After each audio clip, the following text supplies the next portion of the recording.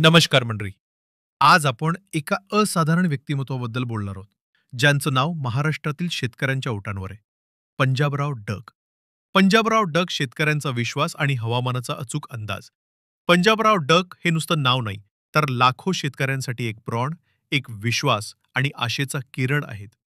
महाराष्ट्राच्या मातीतून उगम पावलेला हा माणूस हवामानाच्या लहरी अंदाजांमध्ये अचूकतेचं प्रतीक बनलाय.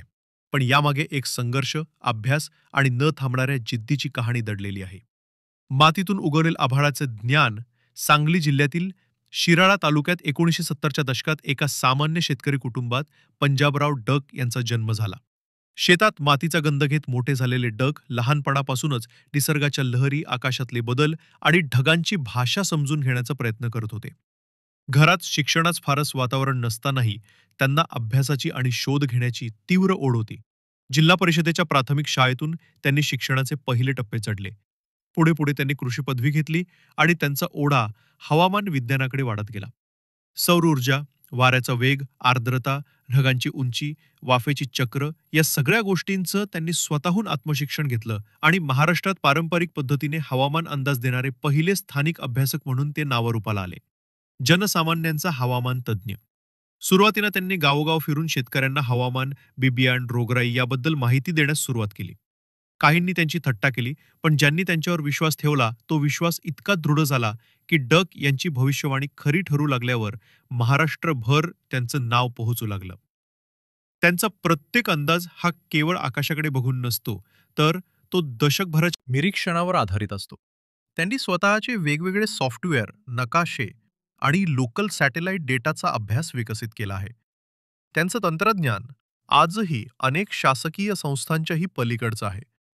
खास करून त्यांची सप्टेंबर पाऊस पडेल, ऑक्टोबर हिट किंवा जूनचा शेवटचा आठवडा पावसाळ्याची खरी सुरुवात असेल यांसारख्या भाकितांनी महाराष्ट्राच्या हवामान खात्यालाही चकित केलं.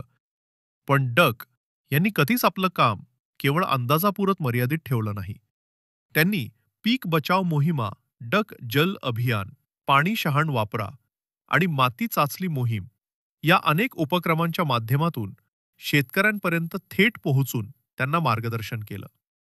तंत्रज्ञानाचा प्रभावी वापर आणि बिनधास्त भूमिका. मोबाईल व फेसबुक, यूट्यूब यांसारख्या माध्यमांवर त्यांच्या पोस्ट आणि व्हिडिओ वेगाने व्हायरल होऊ लागले. त्यांची पोशाख शैली वजा पांढरा फेटा, गांधी टोपी, साधा कुर्ता वजा आणि स्पष्ट सरळ भाषा शैली यामुळे त्यांचे व्यक्तिमत्व लोकांना खूप जवळच वाटतं. डग हे केवळ हवामान सांगणारे नव्हे, तर शेतकऱ्यांचे खरे कॅन्सलर, सल्लागार आणि मार्गदर्शक आहेत. त्यांनी कधीही कुठल्याही सरकारच्या दबावाला बळी न पडता शेतकऱ्यांच्या बाजूने भाष्य केलं आहे. म्हणूनच त्यांच्यावर अनेकदा राजकीय टीका झाली. काहींनी त्यांना राजकीय हवामान तज्ज्ञ म्हणत उडवली. पण डग म्हणतात, माझा अभ्यास हा शेतकऱ्यांसाठी आहे, सत्ताधाऱ्यांना रुचो व न रुचो. 2015 मध्ये मराठवाड्याला मोठा दुष्काळ पडला. तेव्हा सरकारच्या घोषणांपेक्षा डग यांची पावसाची तारीख खरी ठरली आणि लाखो लोकांनी त्यांच्यावर विश्वास ठेवला. त्यांनी शेतकऱ्यांना पेरणीच वेळापत्रक स्वतः बनवून दिलं होतं आणि ते अचूक ठरलं. पुढे 2019च्या अतिवृष्टीमध्ये सुद्धा त्यांनी 15 दिवस आधीच इशारा दिला होता, पण शासनाकडून त्याकडे दुर्लक्ष झालं आणि कोल्हापूर, सांगली, साताऱ्याला पाण्याचा जबरदस्त फटका बसला. त्यानंतर जनतेने पुढे डग यांचं म्हणणं खरं मानायला सुरुवात केली.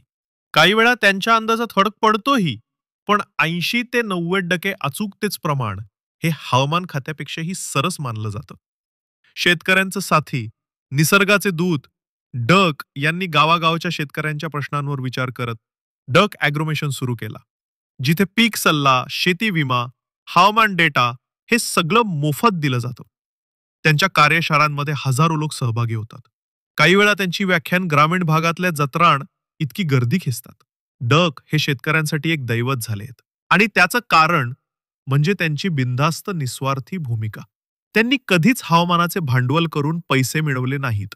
उलट ते शेतकऱ्यांच्या मदतीसाठी स्वतःच्या खिशातून निधी देतात.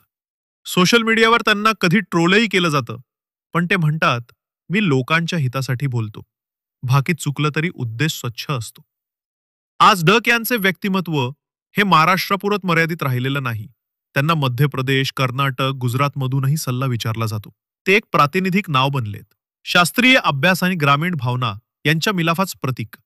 त्यांच्या मार्गदर्शनाखाली आज शेकडो युवक हवामान संशोधनात उतरले आहेत, जे ग्रामीण परिस्थितीत राहून सुद्धा जागतिक डेटा वाचतात, आकाशातील नक्षत्र पाहतात आणि डिजिटल यंत्रणेमार्फत स्थानिक शेतकऱ्यांपर्यंत अचूक सल्ला पोहोचवतात. हे सगळं डक यांच्या प्रेरणेतूनच सुरू झालंय. निर्भीड आवाज आणि साधेपणा, काही ठिकाणी त्यांचे अंदाज राजकीयही भासतात. त्यांनी अनेकदा हवामानाशी जोडून सरकारच्या धोरणांवर सडेतोड टीका केली आहे. उदाहरणार्थ पीक विमा कंपन्यांना शेतकऱ्यांच्या अश्रून सोनं करायचंय किंवा पेरणीच्या आधी यंत्रणा गप्प बसतात आणि पूर आला की मदतीस ढोंग केलं जातं, अशी विधान डक यांनी थेट व्यासपीठावर दिली आहेत. म्हणून काहींनी त्यांच्यावर हवामानाच्या नावाखाली आंदोलन असंही आरोप केले. पण जनतेला माहित आहे की डकच बोललं त्यागाचं, अभ्यासाचं आणि निसर्गाचं आहे. शेतकऱ्यांच्या आत्महत्या वाढल्या तेव्हा त्यांनी आत्महत्येला नाही आत्मबलाला होकार ही मोहीम सुरू केली. त्या मोहिमेने कित्येक शेतकऱ्यांचे मानसिक स्वास्थ्य वाचवलं. आज त्यांच्याकडे स्वतःचा YouTube चॅनल आहे, Facebook पेज आहे. त्यांचा प्रत्येक अंदाज लाखो लोक शेअर करतात. त्यांच्या आवाजातील आत्मविश्वास, शब्दातील स्पष्टता आणि नजरेतील खरेपणा यामुळे लोक आजही म्हणतात, सावधान, डग बोलतोय. आणि हे वाक्य म्हणजे आज महाराष्ट्राच्या शेतकऱ्यांसाठी आकाशवाणीसारखं आहे. त्यांचं वैयक्तिक आयुष्य अतिशय साधं आहे. वजा पत्नी, 2 मुलं, गावातलं घर आणि काही पुस्तकी सहचर. एवढ्या यशानंतरही ते गाव सोडत नाहीत. कारण ते म्हणतात, माझं शिक्षण इथेच झालं आणि माझं कामही इथेच होईल. एवढं मोठं नाव असूनही ना पद, ना पुरस्कार, ना प्रसिद्धी. फक्त काम, लोकांचं हित आणि निसर्गाची भाषा हेच त्यांच्या आयुष्यात सार आहे. म्हणूनच पंजाबराव डग हे केवळ हवामान सांगणारे व्यक्ती नाहीत. ते निसर्गाचे दूत, शेतकऱ्यांचे साथी आणि महाराष्ट्राच्या मातीचा खरा आवाज आहेत. पंजाबराव डग यांच्या कार्याबद्दल तुमचं काय मत आहे? हे माझं हेडलाईन